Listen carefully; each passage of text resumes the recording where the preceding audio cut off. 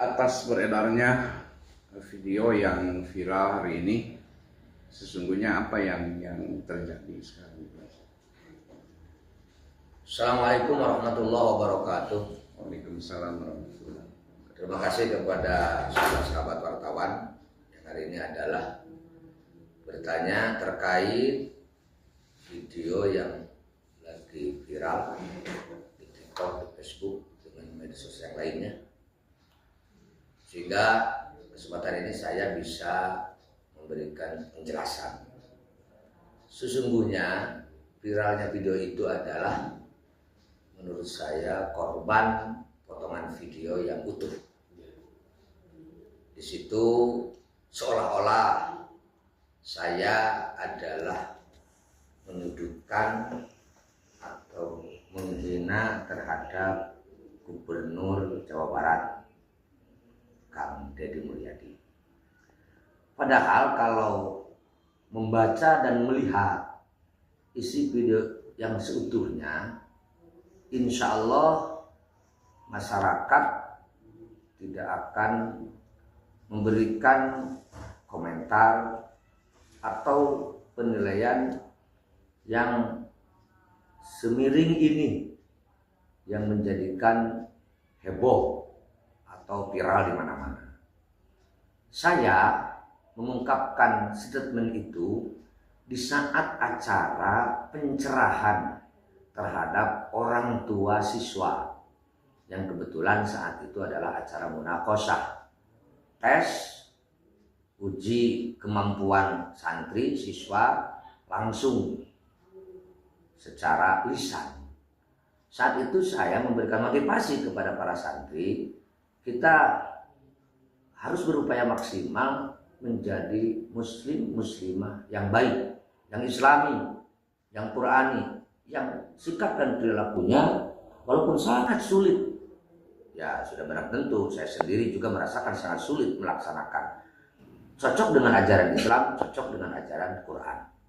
Begitu pula kita harus menjadi masyarakat yang baik di dalam kehidupan berbangsa dan bernegara, bahwa ulama kita, guru-guru kita, leluhur-leluhur kita betul-betul menjadi pejuang yang ingin menyelamatkan umat, ingin membawa umat ke depan itu adalah betul-betul bisa melaksanakan tugas sebagaimana mestinya.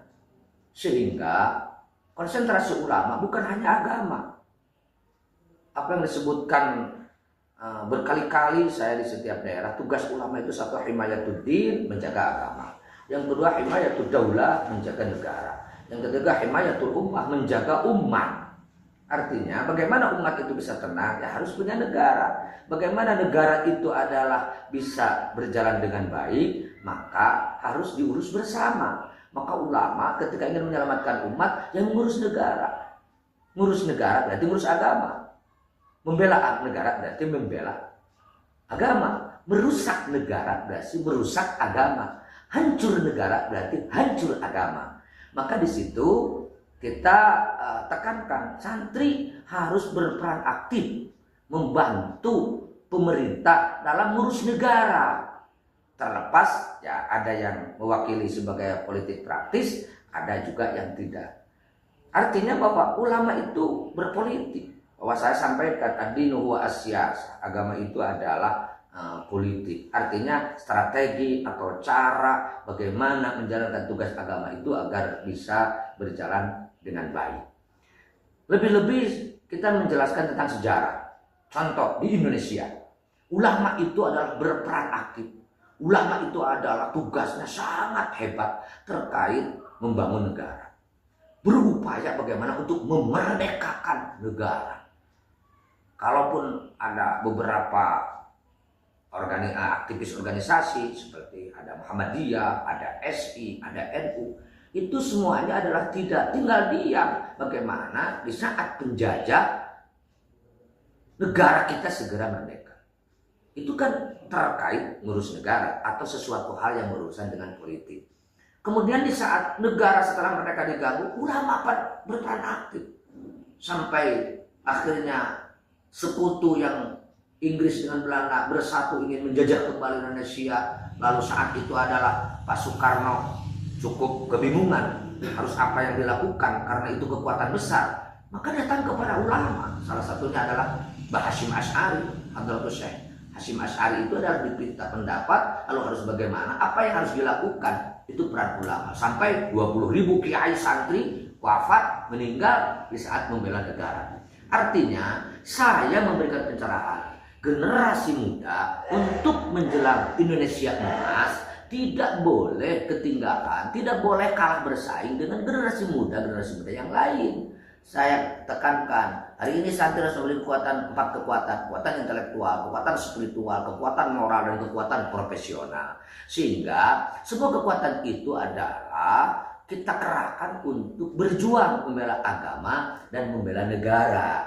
Sehingga mudah-mudahan yang hari ini adalah dipercaya sampai kapanpun, kalau menurut saya pemerintah itu adalah sadar bahwa nggak bisa membangun Indonesia, nggak bisa menjadikan Indonesia adalah menjadi negara emas ketika hasil perjuangan leluhur kita nggak kita indahkan, nggak kita lanjutkan.